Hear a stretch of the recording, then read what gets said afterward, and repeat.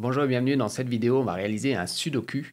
Un sudoku, c'est un petit jeu, un casse-tête composé d'une grille de 9 par 9, où l'objectif est de remplir cette grille avec des nombres de 1 à 9. Il y a 3 règles. La première, c'est qu'il ne doit pas y avoir de doublons, donc 2 nombres identiques sur chacune des lignes. La deuxième règle, c'est qu'il ne doit pas avoir de doublons sur chacune des colonnes. Et la troisième règle, c'est que le sudoku qui est composé de 9 carrés, il ne doit pas y avoir de doublons dans chacun de ces carrés. Ce petit jeu va nous permettre de voir plusieurs concepts. Le premier, c'est le concept de tableau de tableau. On va voir ce que c'est et comment l'utiliser. On va voir aussi comment ajouter des éléments à un tableau. Ensuite, on va voir comment vérifier qu'un champ a été correctement saisi. Enfin, on va voir comment dynamiquement rajouter ou enlever une classe à un élément de la page HTML. Et pour finir, on va voir comment ajouter des événements à usage unique qui s'autodestruisent une fois qu'ils ont été réalisés.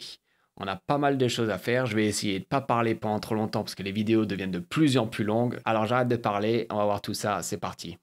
On va commencer comme d'habitude par une page HTML vierge. Ici j'ai pris le squelette qu'on a vu dans la vidéo précédente, avec tout pareil, le head, le body. Dans le head j'ai mis l'encodage des caractères, j'ai mis le lien vers la page CSS avec la feuille de style qu'on va utiliser ensuite. J'ai mis un titre.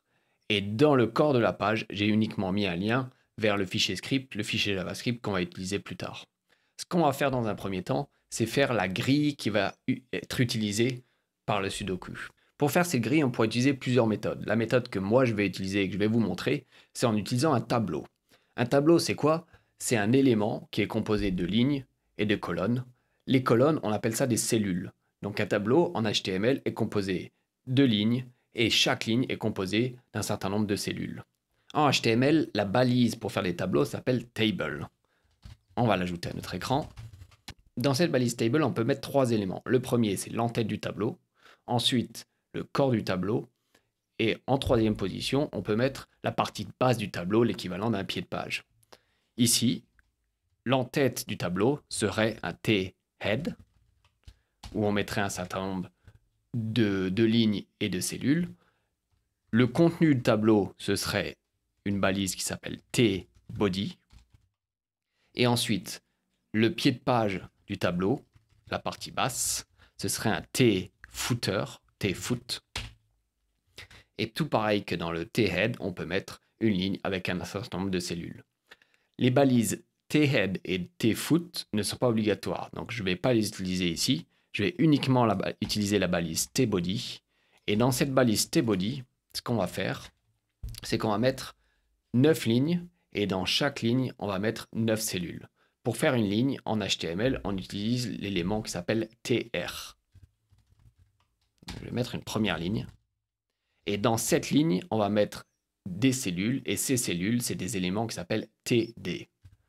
Et je vais mettre un premier élément qui s'appelle TD et je vais mettre cellule 1. Je vais en mettre une deuxième et je vais mettre une deuxième ligne aussi. Donc je vais mettre ligne 2 et ligne 2 pour qu'on voit le résultat à l'écran. Et je vais afficher cette page.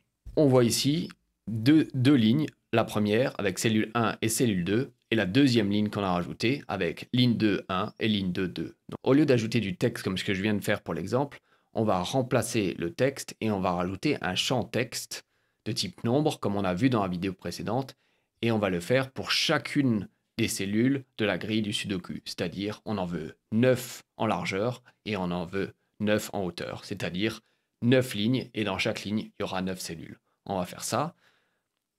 Donc dans la première cellule, ce qu'on va faire, c'est qu'on va mettre une balise input, comme on a vu la dernière fois, de type number, encore une fois.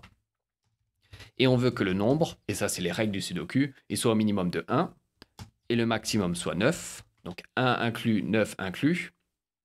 Et que le pas entre chacun des nombres qui est accepté, c'est 1, parce qu'on ne veut pas des nombres décimaux, on veut uniquement des nombres de 1, 2, 3, 4, 5, et pas des nombres à virgule. Donc on va dire step égale 1. Je vais en profiter tout de suite, et je vais anticiper le fait qu'après on va utiliser JavaScript pour récupérer ces champs texte, pour lui mettre un identifiant. Et chaque identifiant, on va l'appeler case, et on va lui dire le nom de la ligne, et ensuite le nom de la cellule ou le nom de la colonne. Ici que ce sera case, et je vais commencer par 0, pas par 1, parce qu'en informatique, on commence généralement par 0 parce qu'on est un peu bizarre. Donc je vais dire case 0-0. Je vais rafraîchir cette page et on va voir le résultat. Donc ici, on a dans la première cellule en haut à gauche, on ne le voit pas parce que c'est du blanc sur blanc. Si je change la couleur du fond, on voit qu'il y a un premier champ de texte qui a été ajouté. On voit, comme on a vu sur la vidéo précédente, que le navigateur nous rajoute des petites flèches pour monter le nombre et descendre le nombre. On va les enlever par la suite. Pour le moment, c'est ce qu'on veut. On va continuer de rajouter ces champs texte. On va en mettre 9 à la suite et sur 9 lignes. Je vais prendre cette balise input et la copier autant de fois que nécessaire. La seule différence que je vais apporter à chacune des balises, c'est ici l'identifiant. Au lieu d'avoir 0, 0, il y aura 1, 0, 1, 1, 1, 2, 1, 3, etc. Je le mets sur la cellule 2 et je mets case 0, premier élément. Pareil pour le deuxième. Et donc, vu qu'on en veut 9 sur une ligne, on va aller jusqu'à 8. Donc 2, 3, 4, 5, 6, 7, 8. Maintenant, on a la première ligne qui est réalisée. On va voir ce que ça donne. Donc là, on a tous les éléments. Encore une fois, le fond est blanc, donc on ne les voit pas. Donc, on va les imaginer.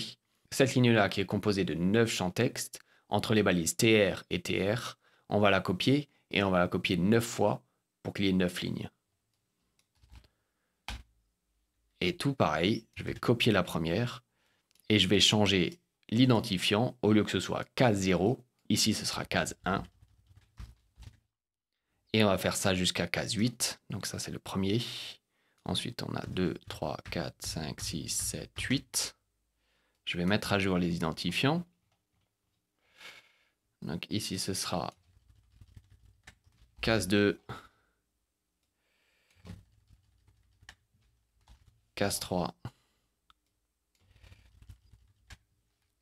case 4. Et je vous passe la suite. Je vous reprends une fois que c'est fini. Voilà, j'ai rempli mes 9 lignes, donc de 0 à 8. Dans chacune des lignes, on a 9 champs texte, de 0 à 8, tout pareil. On va voir le résultat. Encore une fois, on ne voit pas grand-chose parce que tout est blanc. Maintenant, on va s'occuper du CSS. On va changer cette grille pour que ce soit carré et pour que chaque élément compose un carré de cette grille. Comme pour les autres vidéos, ce que je vais faire, c'est que je vais modifier le style CSS à la volée dans le navigateur, dans l'inspecteur, dans les outils de développement du navigateur. Et une fois que je serai satisfait avec le résultat, je vais le copier et je vais le mettre dans mon code pour qu'on voit à la volée et qu'on puisse faire quelque chose d'homogène visuellement.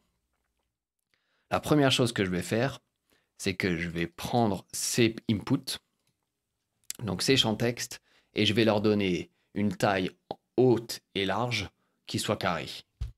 Et pour faire ça, ce que je vais faire comme taille, c'est que je vais prendre une taille qui est relative à la taille de l'écran. Donc on a vu qu'il y a plusieurs tailles. On a vu qu'il y a par exemple EM pour la taille du texte. On a vu que ça pouvait être défini de façon absolue, c'est-à-dire avec des pixels. Il y a une autre unité qu'on n'a pas encore vue et qu'on va utiliser aujourd'hui. C'est VH pour Viewport Height. Et grosso modo, c'est la taille du navigateur. C'est-à-dire que 100 VH correspond à 100% de la taille du navigateur, donc la fenêtre qui correspond au navigateur. Si le navigateur est en plein écran, du coup, 100 VH correspondrait à la taille de la hauteur de l'écran. Ici, concrètement, ce qu'on va faire, c'est qu'on va dire que chaque champ texte a une hauteur et une largeur identiques, et cette hauteur ou cette largeur correspondra à 1/10 de la taille de l'écran. Pour faire ça, on va dire que height, ça correspond. Et là, on va calculer cette valeur. Pour calculer, on va utiliser la fonction qui est inclue dans CSS, qui est calc. Donc, on va dire calc. Et on va lui dire que c'est 100 VH. Donc, une hauteur totale de l'écran divisé par 10. On va dire pareil pour la largeur. Calc 100 VH divisé par 10. Je vais tout de suite changer la couleur de fond des champs pour qu'on puisse voir la différence avec la couleur du fond du texte. On va dire background color. Et je vais mettre un gris un peu clair pour qu'on le voit. Je vais changer, parce que là, j'ai pas mis le bon sélecteur, donc je vais le copier, ce que je viens de faire. Et je vais le mettre dans le sélecteur input. Comme ça, non seulement le premier est modifié, mais les autres inputs sont aussi modifiés. Donc, je vais le mettre là-dedans et je vais enlever celui que j'ai mis uniquement dans l'élément. Voilà. Ici, on voit, on a un carré avec plein de champs texte côte à côte. On est pollué maintenant à l'écran avec les flèches au-dessus et en dessous que nous donne le navigateur pour pouvoir modifier facilement les nombres.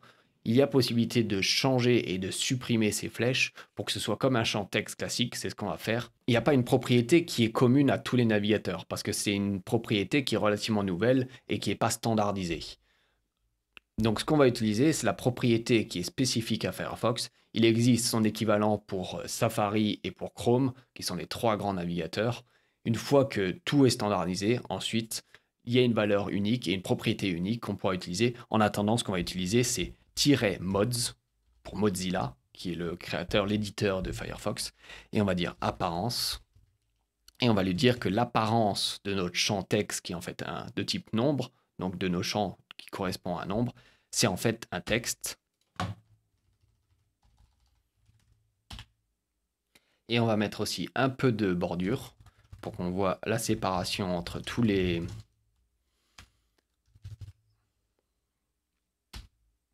Voilà, on voit qu'on a notre grille, que chacun des champs texte, ici je peux cliquer dans un et le rajouter, on voit que chacun des champs texte est inclus, et on a 9 éléments sur chaque ligne et on a 9 éléments sur chaque colonne. On se rend compte que la bordure est relativement large, mais c'est parce que j'ai mis un zoom pour que vous voyez mieux à l'écran. Je vais enlever ce zoom de 300% pour que ce soit plus agréable à l'écran.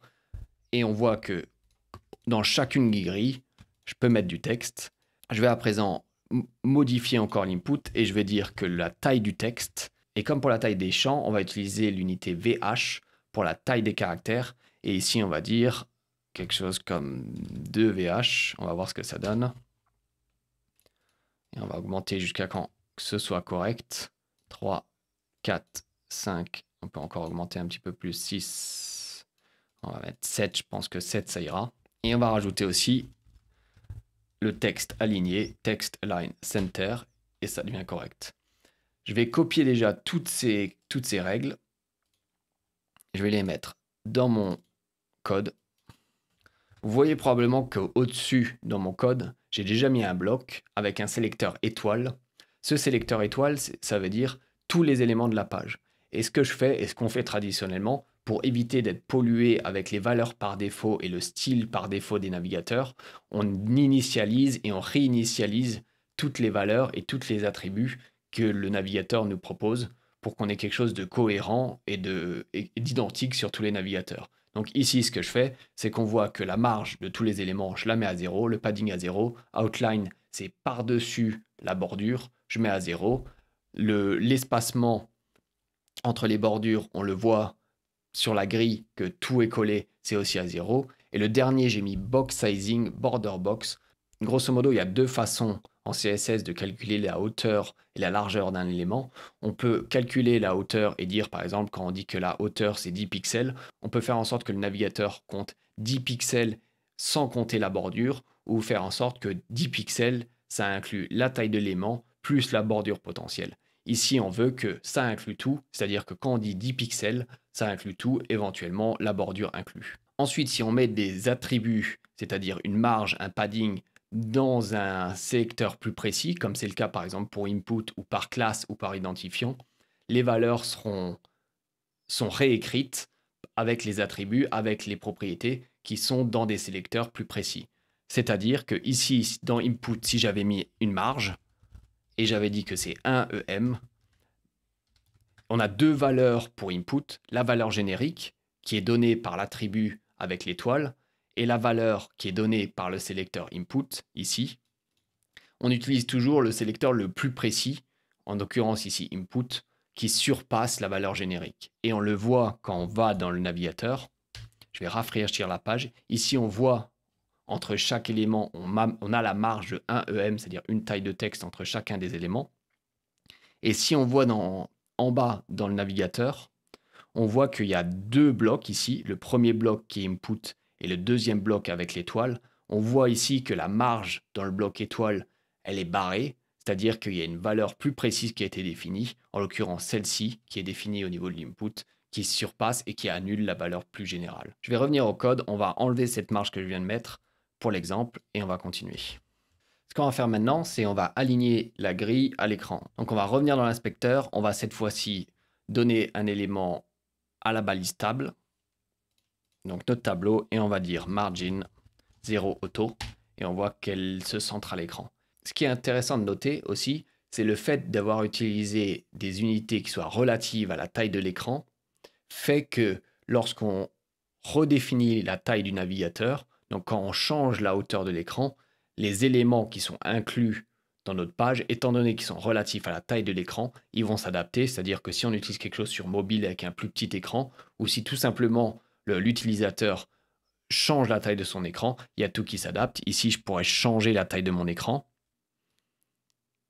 Et on voit qu'il y a tout qui s'adapte, étant donné qu'on est à la hauteur de l'écran. Et qu'on pourrait très bien utiliser ici quelque chose de plus petit. On voit aussi que la taille des caractères, je l'avais mis, je crois, en 7 VH. Donc, elle est adaptée et je peux régrandir en live. Et tout en live se recalcule. Et du coup, la taille des éléments sont toujours adaptés, peu importe la taille du navigateur. Ce que je veux faire maintenant, c'est changer la bordure pour qu'on n'ait pas la même bordure sur toute la grille. Dans un sudoku traditionnel, ce qu'on a, c'est qu'une bordure un petit peu différente, tous les 3 éléments, pour mettre en évidence les 3 par 3, les blocs de 3 par 3 qui sont dans la grille. Donc ce qu'on va faire, c'est qu'on va changer la bordure qu'on avait mis dans Input. Je vais l'enlever. Bon, elle s'enlève. Et je vais la mettre sur chacune des lignes. Et sur chacune des lignes, je vais mettre uniquement une bordure sur le bas. Donc on va dire sélecteur TR. Et sur le sélecteur TR, on va dire border bottom cette fois-ci. Un pixel solide. Et on va prendre la même couleur, le gris un peu plus foncé. Ici, on ne voit pas à l'écran. C'est parce qu'il faut qu'on modifie display. Donc la des dispositions, on va lui dire que c'est en bloc. Comme ça prend un élément ensemble et ça peut lui ajouter une bordure à cet élément qui est maintenant consistant. Je vais prendre ce style et je vais le copier. Ce qu'on veut maintenant, c'est rajouter à la 3e ligne et à la 6e ligne une ligne un peu plus foncée, une ligne noire. Ce qu'on pourrait faire, c'est manuellement prendre la 3e ligne et dire que sur cet élément, la bordure du bas, elle n'est pas grise. On utilise un sélecteur plus précis, comme on a vu avec l'étoile et les inputs, le fait que ce soit plus précis, ça surpasse et ça remplace la règle qui a été mise précédemment. Ici, on pourrait très bien dire, sur cet élément, on veut une bordure et non pas grise, mais on la veut noire. Et on pourrait faire pareil pour le 6e élément de la grille et pareil pour les lignes. Ce qu'on va faire plutôt, c'est utiliser un autre sélecteur plus précis. Et ce sélecteur plus précis, c'est un sélecteur qui nous permet de dire « prends le xème élément d'une liste ». Ici, je peux utiliser le sélecteur, comme on avait vu le pseudo-sélecteur invalide pour le champ qui est dans l'état invalide quand le texte qui a été saisi n'était pas correct. Ici, il y a un pseudo-sélecteur qui est disponible, qui est le nème élément d'un certain type. Ici, dans notre table, dans notre tbody, on a un certain nombre de TR, de lignes. On veut que le 3e TR et le 6e TR de ce tbody, il ait cette propriété. Donc on dit NTH, nème de type, et ensuite on dit que c'est le 3e. Et on va dire tout pareil, que la bordure, en fait, elle n'est pas grise, mais elle est noire. Et ce sélecteur, il est plus précis que celui que j'ai mis au-dessus ici. Donc en fait, le 3e élément TR de notre tbody sera noir. On regarde le résultat. Et on voit que le 3e élément est noir. On va faire pareil avec le 6e. Je vais utiliser la même règle. Je vais mettre une virgule et je vais mettre un 2e sélecteur à la suite. Et je vais dire maintenant, c'est le 3e et le 6e. On rafraîchit. Et on voit maintenant qu'il y a un 6e. On va faire pareil avec les cellules, donc avec TD. Et on va dire, je vais le copier, faire pareil avec TD. Et dire cette fois-ci, pas le bas, mais la bordure de droite. Et on va dire border right. On essaye. Et c'est déjà pas mal. Maintenant, on peut enlever la règle générale border sur notre input, qui est ici, et rafraîchir. Il nous manque encore les bordures de droite classiques en gris, on va les rajouter. Donc on va dire que les cellules TD, elles ont une bordure à droite grise, comme on a fait grosso modo pour le TR.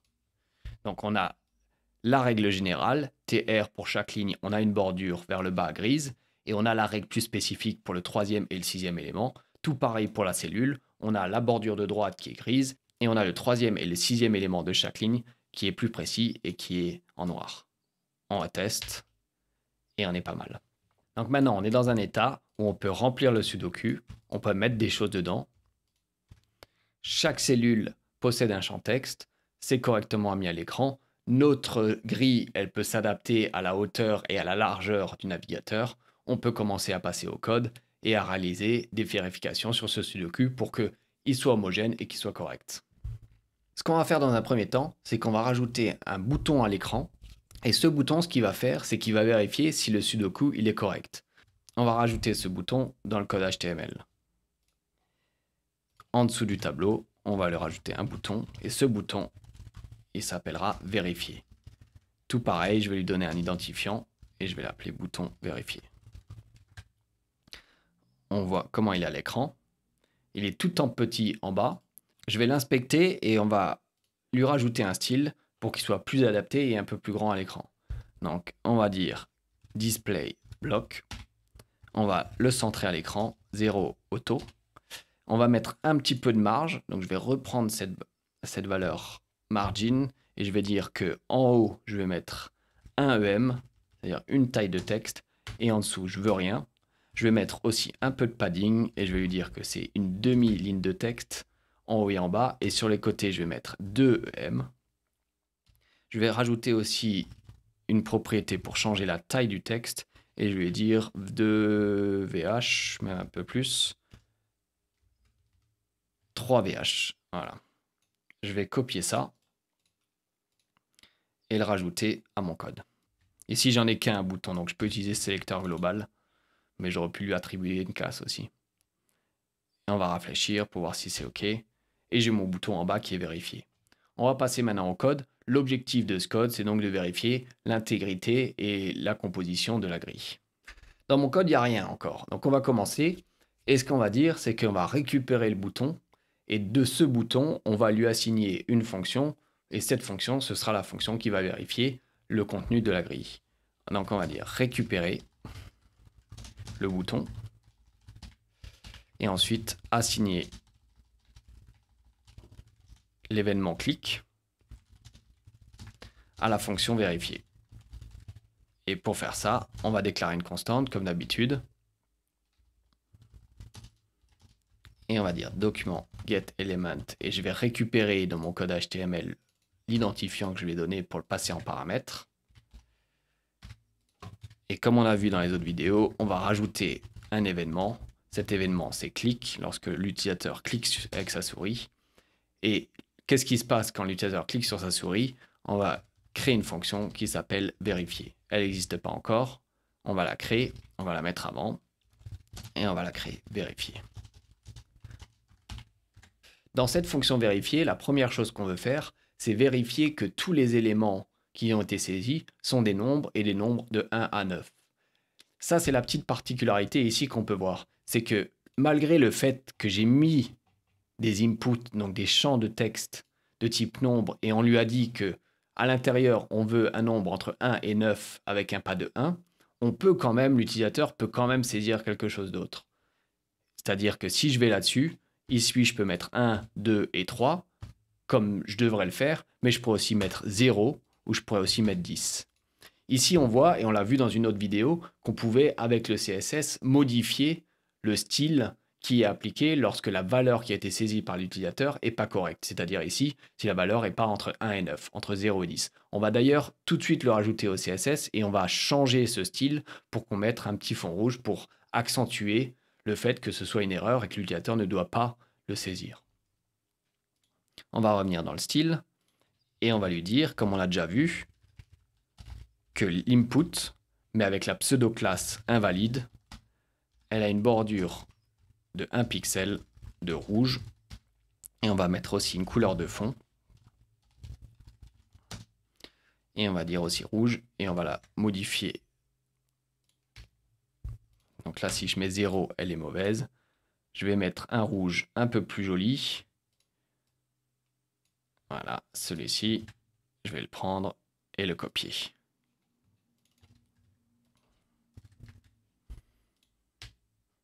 Donc maintenant, l'utilisateur il peut taper des nombres de 1 à 9, mais s'il tape quelque chose d'autre, comme 0, on voit qu'instantanément que le code qui correspond au style invalide est appliqué.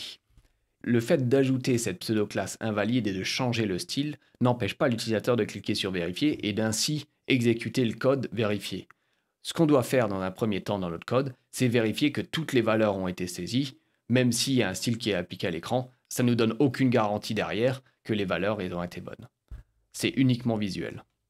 Donc ce qu'on va faire dans un premier temps, c'est revenir dans notre code, et dans cette fonction vérifier, on va vérifier que tous les nombres qui ont été inclus à l'écran sont bien des nombres de 1 à 9. Donc vérifier que les nombres saisis sont bien des nombres de 1 à 9. On pourrait par exemple, de façon assez laborieuse, prendre tous les identifiants de tous les inputs, de tous les champs qu'on a à l'écran et les vérifier un après l'autre, ce serait relativement laborieux. Il y a une autre façon de sélectionner un ou plusieurs éléments d'une page que par identifiant. Et c'est par sélecteur. De la même façon qu'on a les sélecteurs en CSS, on peut sélectionner un ou plusieurs éléments en JavaScript et faire des opérations sur ces éléments en utilisant ces mêmes sélecteurs.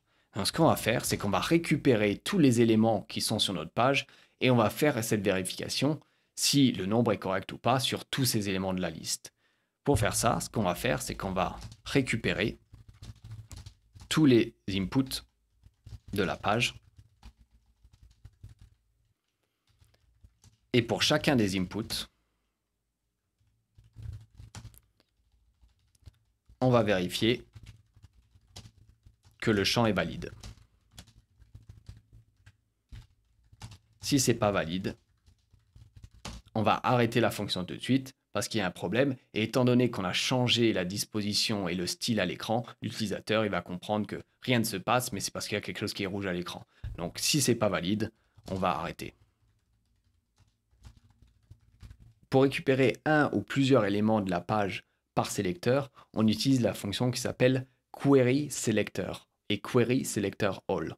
Query Selector, c'est uniquement pour un élément de la page et Query Selector All, c'est-à-dire tous, c'est pour X éléments de la page. Ici, on veut une liste, on en veut plusieurs, donc on va utiliser Query Selector All. Et on va lui dire que la liste des inputs, c'est document, et non pas comme on fait d'habitude get element by id, mais query selector all. Et dans cette fonction qui nous est donnée par JavaScript, on va mettre le sélecteur qu'on veut. Ici, c'est comme en CSS, on va dire qu'on veut les inputs. Et dans cette liste input qu'on vient de créer, on va l'afficher à l'écran et on va voir ce qu'il y a dedans. On revient dessus. Je vais afficher la console et je vais vérifier. Et on voit ici que ça nous donne une liste de nodes, donc une liste d'éléments, 80 exactement, c'est normal parce qu'on en a 9 par 9, et que chaque élément, il y a un input, et on voit l'identifiant, le premier c'est K00, K01, etc. Donc on a la liste de tous les éléments. Donc ce qu'on va faire, c'est qu'on va faire une boucle de tous ces éléments de la liste, et on va pour chaque élément faire les vérifications. Donc pour chacun, je vais enlever le console log, pour chacun des attributs, on va utiliser une boucle for, et on va lui dire, pour chacun des inputs de notre liste,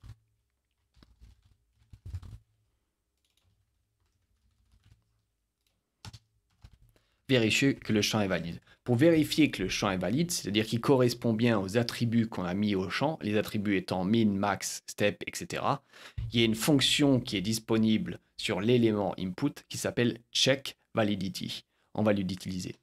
Et on va lui dire, c'est validité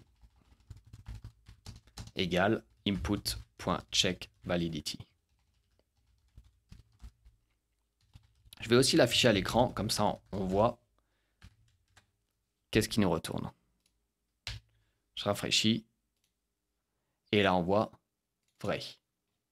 Et on voit ici, normalement, étant donné qu'on a 80 éléments sur la page, ça devrait être écrit 81 fois, mais ici, vu que c'est toujours la même chose qui nous est retournée, ici on voit à l'écran qui est marqué 81 sur le côté pour nous indiquer que cette valeur est en fait affichée 81 fois dans la console, mais pour plus de visibilité, elle est affichée uniquement une fois. Donc on va revenir, donc ici on a tout est bon. Par contre, si on avait mis dans un des éléments, donc dans un des champs de texte 0, donc qui n'est pas inclus entre 1 et 9, on voit déjà qu'à l'écran c'est rouge. Et si on met vérifier, on voit que le premier élément est faux, et après, pendant 80 fois, c'est-à-dire les 80 autres qui sont justes. OK? Donc, ce qu'on va faire, c'est que si, et on va changer ça, input, si la validité de l'input est faux, dans ce cas-là, on arrête tout. OK? Ça, c'est une première chose. Ensuite, ce qu'on va faire, c'est vérifier les 3 conditions qui font qu'un sudoku est correct et est juste. La première, c'est qu'il n'y ait pas de doublon sur les lignes. La deuxième, c'est qu'il n'y ait pas de doublon sur les colonnes. Et la troisième, c'est qu'il n'y ait pas de doublon sur chacun des carrés, des 9 carrés que compose le sudoku. Pour faciliter ce traitement, on va récupérer toutes les valeurs qui ont été saisies dans chacun des champs et on va la mettre dans un grand tableau. Et ce grand tableau, on va plus facilement pouvoir utiliser et extraire les valeurs que si on devait chaque fois récupérer la valeur dans la page HTML et la valeur et la récupérer. Donc on va dire récupérer toutes les valeurs.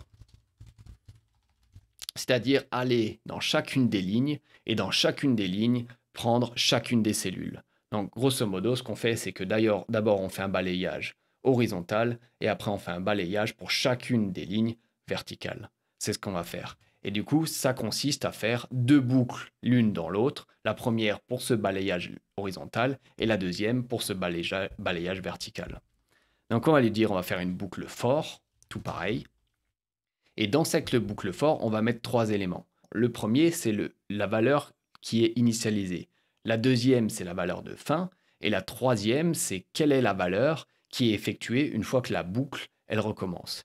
Ici, on va lui dire qu'on veut une variable qui s'appelle le numéro de la ligne, et on va lui dire que le premier élément initialisé, c'est 0.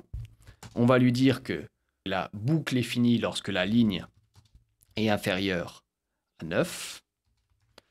Et on va lui dire que lorsque la boucle est finie, recommence cette boucle, mais ajoute un élément 1, donc fait plus 1 à chaque fois. OK? Grosso modo, ici, si on affiche le résultat, on aurait 0, 1, 2, 3, 4, 5, 6, 7, 8. On n'aurait pas 9 parce qu'on a dit que la condition de sortie, c'est ligne inférieure à 9. Donc on aurait jusqu'à 8 et après, ça met plus 1, ça fait ligne égale 9 et ça sort parce que 9 n'est pas inférieur à 9 parce que 9 est égal à 9. Donc ici, si j'affiche à l'écran, on voit qu'on a 0, 1, 2, 3, 4, 5, 6, 7 et 8 et ça s'arrête là. Donc c'est correct. Dans cette boucle et dans cette ligne, on veut maintenant pour chacune des lignes, on ait chaque élément de la ligne, donc chaque cellule. Donc on va mettre une deuxième boucle et on va lui dire que la colonne, qui est tout pareil, qui commence à 0, il y en a tout pareil 9, donc on va dire inférieur à 9, et on va lui dire tout pareil que la colonne, à chaque itération, elle fait plus 1. Ce qu'on va faire maintenant avec ces deux boucles, c'est qu'on va récupérer tous les champs texte par leur identifiant. L'identifiant ici, ce serait le numéro de la case. Donc ici, ligne. Ensuite, on a un tiret et la colonne. Donc on a case 00, case 01, case 02, exactement comme on a ici sur le côté, case 00, case 01, case 02. Je vais afficher l'identifiant dans la console et on va voir si ça correspond bien. Voilà, je les ai tous, case 01, case 0, case 00, case 01, case 02, etc. jusqu'à 88. Une fois qu'on a cet identifiant, on peut récupérer, comme on fait de façon traditionnelle avec getElementById, le champ texte qui correspond à un élément de notre sudoku. Donc on va dire const input égale document.getElementById et l'identifiant qu'on vient de calculer.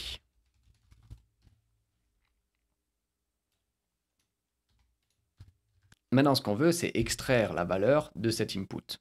Donc on va dire const valeur égale input.value. La valeur qui nous est retournée, comme on l'a vu dans la vidéo précédente, c'est toujours du texte. C'est-à-dire que même s'il y a un nombre de 1 à 9, ce sera un nombre, mais qui nous sera retourné sous forme de texte. Donc ce qu'on veut faire lorsqu'il y a un nombre, c'est transformer le type de cette valeur. donc le nombre, en nombre, pour que ce soit plus un nombre sous forme de texte. Par contre, si l'utilisateur a laissé un champ vide, on va aussi le traiter. Donc on va traiter les deux cas, quand c'est vide et quand il y a un nombre. Et quand il y a un nombre, on va le caster, on va le transformer en nombre. Donc on va marquer ça. On va lui dire si la valeur est un champ texte vide, l'utilisateur n'a rien saisi. Si valeur n'est pas vide, transformer la valeur en nombre. Donc on va prendre une variable, on va dire let nombre, et on va dire si la valeur est un texte vide, valeur égale vide. Dans ce cas-là, le nombre est vide, donc nombre égale rien. Sinon, et on va transformer maintenant le texte en nombre, comme on a vu dans la dernière vidéo, et on va dire parse int, on va prendre notre valeur, et on va lui dire que c'est sous forme de base 10. On aurait pu ici réécrire d'une autre façon ce simple test pour savoir si c'est vide et sinon le transformer sur une ligne de cette façon. On aurait pu dire que le nombre, s'il est vide, et là on va utiliser le point d'interrogation et on va lui dire retourne le champ vide. S'il n'est pas vide, on va lui dire cast, donc utiliser parse int avec 10. Ces deux façons d'écrire, celle-ci et celle-ci, sont strictement identiques. Ce qu'on veut maintenant, c'est stocker ce nombre qu'on vient d'extraire dans un tableau. Et tout pareil, on a une grille avec un certain nombre de lignes et dans chaque ligne, on a un certain nombre de colonnes. Là, on va créer un tableau, c'est-à-dire dans un tableau, il y aura toute notre ligne et dans chacune des lignes, il y aura tout pareil un tableau et dans chaque ligne, il y aura un tableau avec toutes les cellules. On aurait quelque chose du style, ici, on aurait un tableau à 2 entrées. Et ce serait un premier tableau. Et dans la première ligne, on aurait 1, 2, 3, etc. Et dans la deuxième ligne, on aurait tout pareil. Donc là, on a le premier tableau ici. Et dans chaque tableau, il y a un deuxième tableau avec les éléments de la ligne. Ce que je vais faire, c'est que je vais créer une variable ici, sudoku, qui va contenir toutes mes lignes. Et les lignes, on va les ajouter au fur et à mesure qu'on va traiter dans notre boucle toutes les lignes. Lorsqu'on rentre dans la boucle ligne, ce qu'on va faire, c'est qu'on va créer une ligne de Sudoku.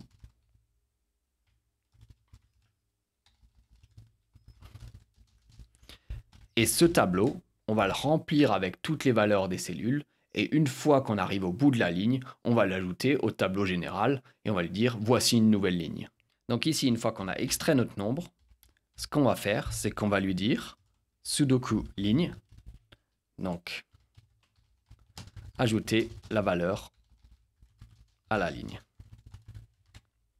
Donc Sudoku ligne, et pour ajouter un élément au tableau, on utilise la fonction push, et on va dire push, et on va mettre le nombre dedans. Ok? Ça, je vais l'enlever pour que ce soit plus clair. Donc ici, cette boucle-là, elle est effectuée 9 fois pour les 9 éléments de la ligne. Une fois qu'on sort de cette boucle, c'est-à-dire ici, on a maintenant notre ligne qui est pleine, et cette ligne qui est pleine, on va ajouter cette ligne à notre Sudoku, c'est-à-dire au tableau général qui va contenir toutes les lignes. Donc ici, c'est tableau qui contient toutes les lignes. Et ce qu'on va faire, c'est qu'on va mettre ajouter la ligne au Sudoku. Et tout pareil, on va dire sudoku.push. Et cette fois-ci, on ne va pas pousser une valeur, mais par contre, on va ajouter la ligne. Donc Sudoku ligne. Une fois qu'on arrive à la fin de toutes les lignes, on a notre tableau ici, Sudoku, qui est composé de lignes, et chaque ligne, c'est donc un tableau avec 9 valeurs. Et je vais afficher ces valeurs pour voir à quoi elles ressemblent. C'est parti, vérifier. Et on voit ici qu'on a donc un tableau, array, et dans ce tableau, on voit qu'il y a de 0 à 8, donc 9 éléments, 9 lignes, et chaque ligne est composée d'un tableau. On pourrait l'ouvrir. Pour le moment, tout est vide. Mais si je rafraîchissais et que je mettais 1, 2, 3, 4, 5, 6, 7, 8, 9, et que je mettrais vérifier, on aurait notre tableau avec les 9 lignes. Et sur la première ligne ici, on verrait qu'il y a 9 éléments qui sont les 9 mondes que j'ai saisis. Si au lieu du 5, j'aurais rien mis, c'est ce qu'on va faire. Je vais rafraîchir. On voit toujours encore notre 9 lignes. Et dans la première ligne, on a 1, 2, 3, 4. Et ici, on a le texte vide et ensuite la suite. Donc là, on a pu extraire toutes les valeurs de tous nos champs input. Et on va utiliser ce tableau de tableaux qu'on vient de générer pour faire des vérifications et voir si notre sudoku il est correctement rempli. Pour faire ça, on va retourner sur notre code. Et on va continuer. Et on va lui dire, et ce qu'on veut, c'est vérifier qu'il n'y ait pas de doublon dans les lignes. Donc ce qu'on va faire, c'est qu'on va tout pareil réutiliser la même logique avec une première boucle qui permet de balayer chaque ligne et une deuxième boucle qui permet de balayer tous les éléments de la ligne. Et cette fois-ci, ce qu'on va faire, c'est qu'on va parcourir le tableau de tableaux qu'on vient de générer et qu'on vient de créer et qu'on va vérifier si chaque élément de la ligne est unique et qu'il n'y a pas de doublon. Donc je vais recopier ce qu'on vient de faire.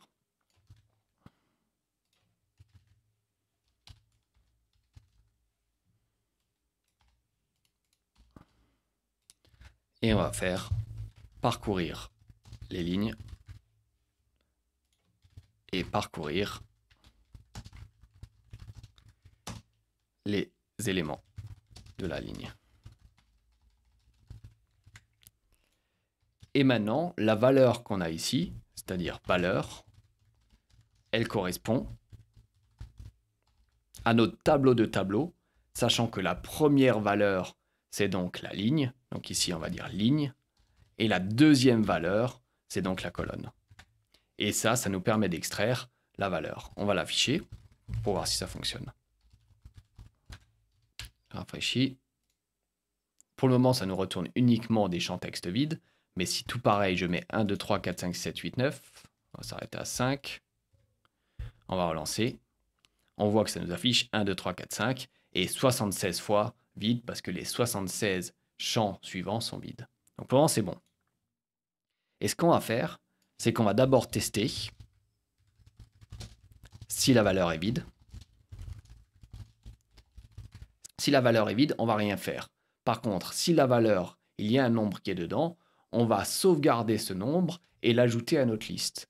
Ensuite, quand on va parcourir les autres éléments de la liste, on va vérifier pour chacun des nombres qui nous est donné si l'élément est déjà dans la liste. Si l'élément est déjà dans la liste, c'est-à-dire qu'il est déjà présent dans la ligne et que c'est faux, on va mettre une erreur. Si il n'est pas encore ajouté dans la liste, on va le rajouter. Concrètement, s'il y a 1, 2, 3, 3, on va rajouter le premier, le 1, il n'y est pas encore. On va rajouter le 2, il n'y est pas encore. On va rajouter le 3, il n'y est pas encore. Et étant donné qu'il y a encore 3, on va vérifier est-ce qu'il y a déjà 3. On va dire oui. Dans ce cas-là, il y aura une erreur. Donc, tester si la valeur est vide. Si la valeur est vide,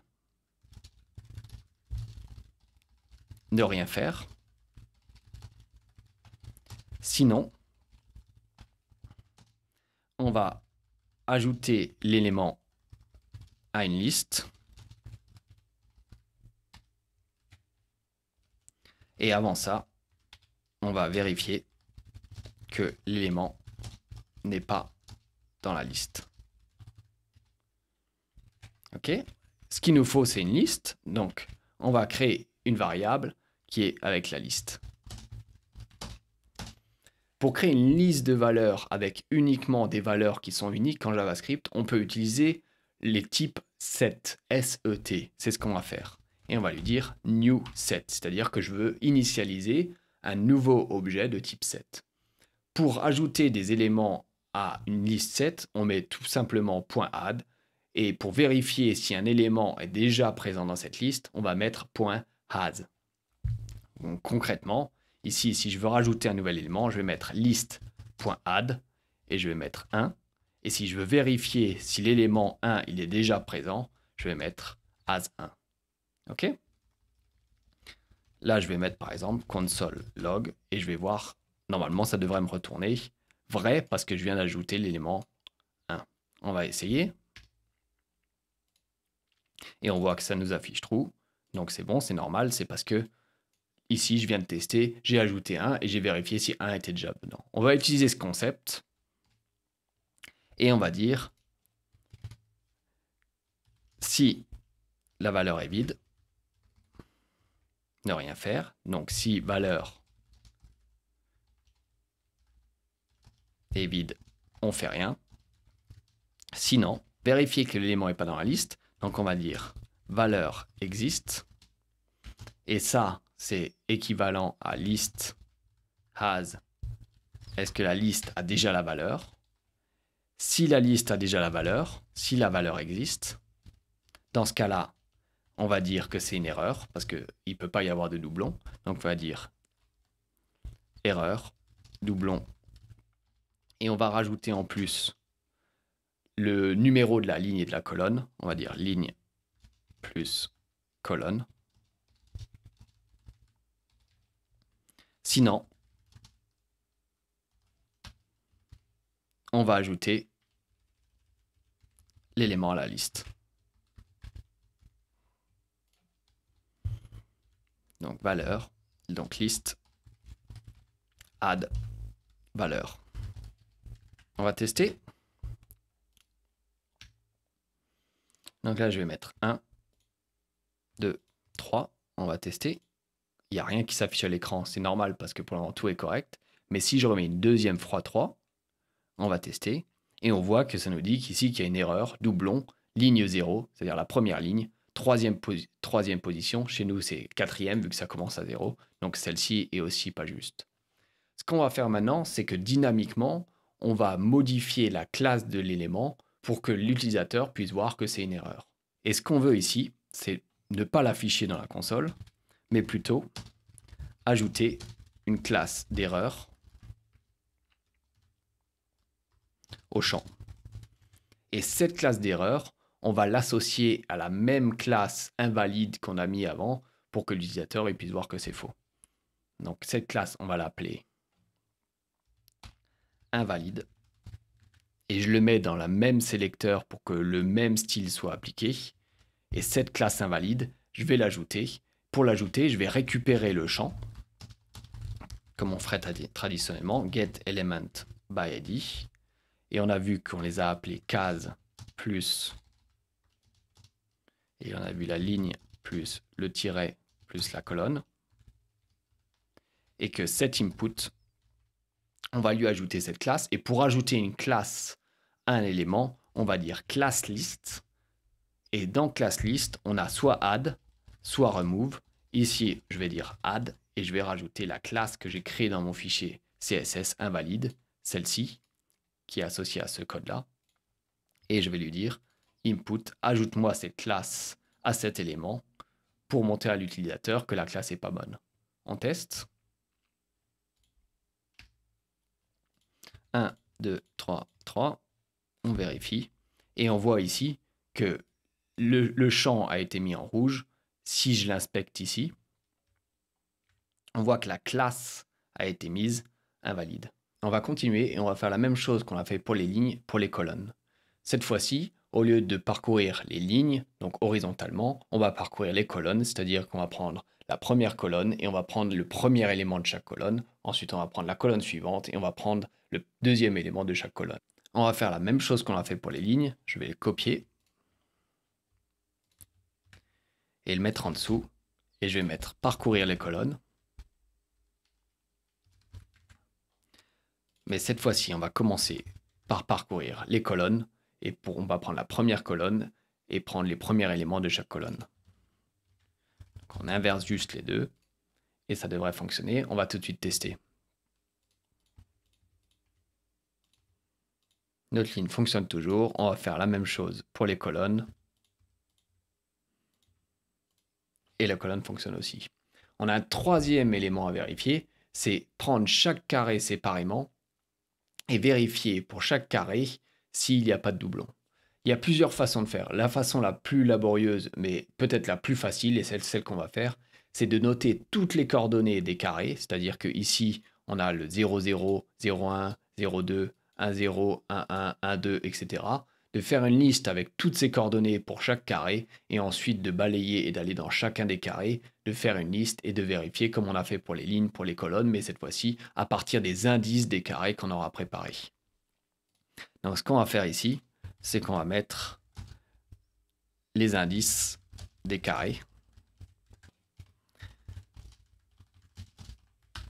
On fait donc un tableau, et dans ce tableau, il y aura 9 éléments. Chaque élément correspondra aux indices des carrés. Le premier, on va donner dans chacun des carrés 9 éléments. Chaque élément, il y aura 2 valeurs, le numéro de la ligne et le numéro de la colonne. Donc la première, c'est la ligne 0 et la colonne 0. La deuxième, c'est la ligne 0, l'élément 1, donc la colonne 1. Et enfin, la ligne 0 et l'élément 2. Ici, les 3 premiers éléments correspondent à ligne 0, colonne 0, ligne 0, colonne 1 et ligne 0, colonne 2. On va faire pareil ici, avec cette fois-ci non pas ligne 0, mais ligne 1. Ligne 1, élément 0, ligne 1, élément 1, et ligne 1, élément 2. On va dire la même chose. Et on a dit toujours encore ligne 1, élément 1, 2, et ensuite la même chose sur la deuxième ligne. En fait, la troisième, mais chez nous, on commence par 0. Et on va prendre la même chose que ce qu'on vient de faire. C'est juste que cette fois-ci, c'est pas ce carré-là, mais celui-ci. Donc c'est la même chose, mais décalé de 3. Donc, je vais prendre la même chose, mais cette fois-ci, c'est pas la colonne 0, 0, 0, mais 3, 3, 3. Ensuite 4, 4, 4. Et ensuite 5, 5, 5. On fait pareil, et on décale encore, et on fait 6, 7 et 8. 6, 7 et 8. Je vais faire pareil pour la suite, et je vous reprends après. Voilà, j'ai tout remis, donc tous les 9 carrés, le premier, le deuxième, etc. jusqu'au 9e. Je vais parcourir tous ces carrés. Pour chacun des carrés, je vais le prendre, je vais utiliser tous les indices, et je vais faire tout pareil comme on faisait avec les lignes et les colonnes. C'est juste que cette fois-ci, je vais faire à partir des indices. Je vais créer une liste, prendre les valeurs qui correspondent aux indices de mon carré, voir si la valeur qui est dans tous les champs du carré, elles sont déjà présentes dans la liste. Si elles sont déjà présentes, bah dans ce cas-là, c'est qu'il y a une erreur. Sinon, je la rajoute et je regarde comme ça s'il n'y a pas des doublons. Donc, on va dire parcourir les carrés. Et ensuite, pour chaque carré, utiliser les indices pour vérifier les doublons. Pour parcourir les carrés, je vais utiliser tout pareil une boucle for. Alors, j'aurais pu utiliser les indices de la boucle, comme on a vu avant, avec les 3 éléments, c'est-à-dire qu'on commence avec la valeur initialisée, comme on a vu avant avec les lignes et colonnes, c'est-à-dire ici, en disant que je pars d'un certain nombre, ici 0, jusqu'à par exemple 8, c'est-à-dire inférieur à 9, et ensuite à la fin, chaque fois que ça boucle, je rajoute 1. Je pourrais aussi dire, donne-moi finalement, chaque fois qu'on itère dans la boucle, un élément du carré. Donc je vais dire carré of carré. C'est les deux façons de faire. Donc on va les utiliser. Et pour chaque carré, on va récupérer les éléments du carré. Et chaque élément est composé de 2 valeurs. La première étant la ligne, donc élément 0. Et la deuxième étant la colonne, élément 1. Et on va utiliser la même logique qu'on a définie pour les lignes et les colonnes, c'est-à-dire vérifier la valeur, si c'est faux, etc., etc., vérifier, rajouter la classe qui va bien. Donc je vais le copier et le reprendre ici. Donc si je résume, si la valeur est vide, on ne fait rien. Sinon, on regarde si la valeur est déjà dans la liste. Cette liste, elle n'existe pas, je vais la créer.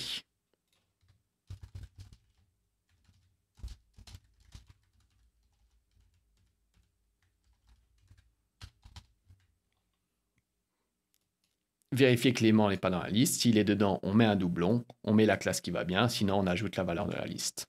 On va tester. Donc on va tester si les lignes, elles fonctionnent toujours. On va tester si les colonnes fonctionnent toujours.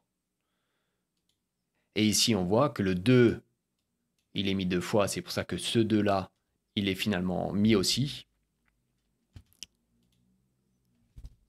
Et que si je mettais uniquement le carré, et celui-ci, je le mettrais ici pour vérifier le carré, on voit que ici, il compare bien le carré ensemble.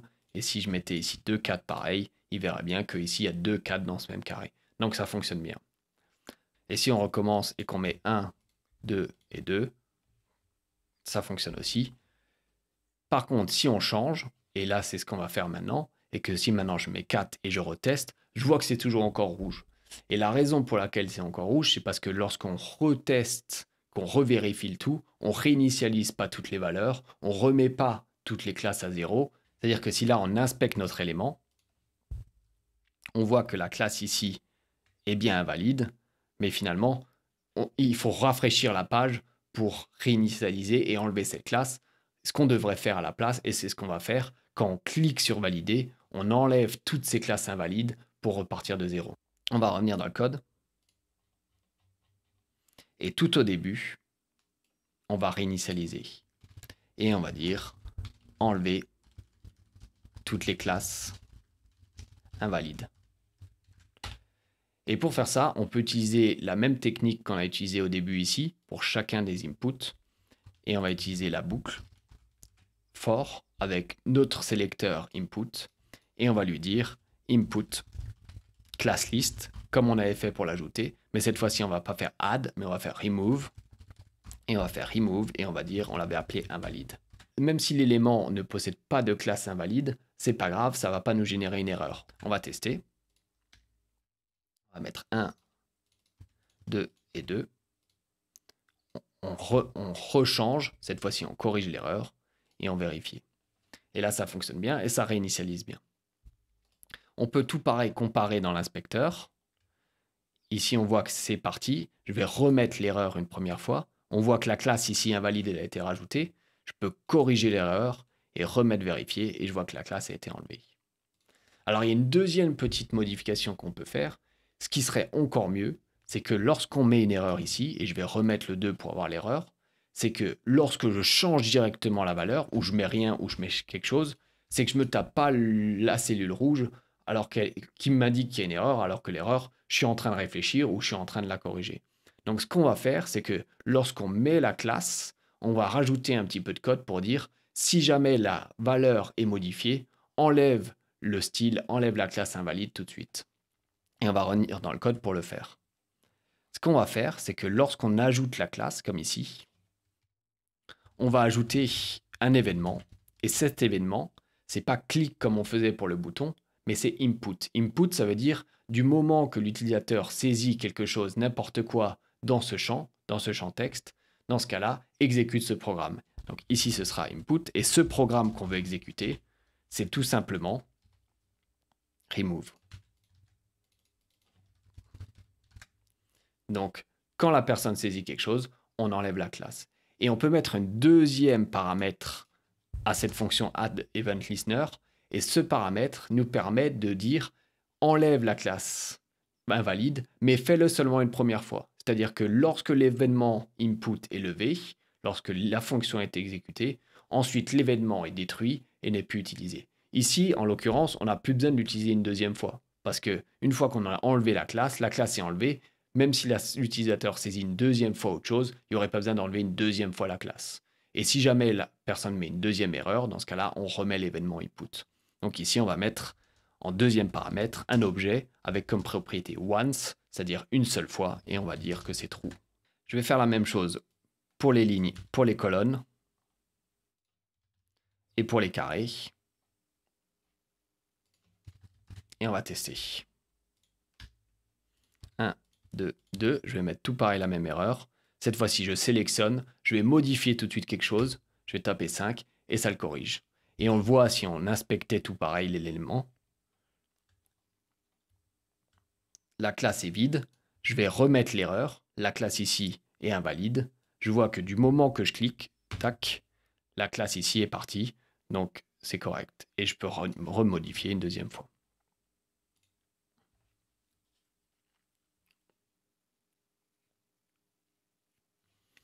On va faire une Dernière petite amélioration, et cette amélioration consiste à éviter de réécrire 3 fois la même chose. C'est-à-dire que lorsqu'on détecte une erreur quand il y a un doublon dans les lignes, lorsqu'on détecte une erreur quand il y a un doublon dans les colonnes, ou lorsqu'on détecte une erreur lorsqu'il y a un doublon dans un carré, on fait tout pareil la même chose, on récupère l'input, on ajoute la classe et on rajoute cet événement input. Ce qu'on va faire, c'est qu'on va créer une fonction qui fait ça, et on va appeler cette fonction, comme ça on a besoin que de le définir une fois, que de le coder une fois, et on fera toujours appel à cette même fonction.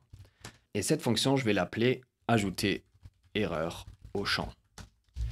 Elle va accepter 2 paramètres, c'est la ligne, le numéro de la ligne et le numéro de la colonne. Et je copie ça, ça c'est le code qu'on a utilisé lorsqu'on trouvait un doublon.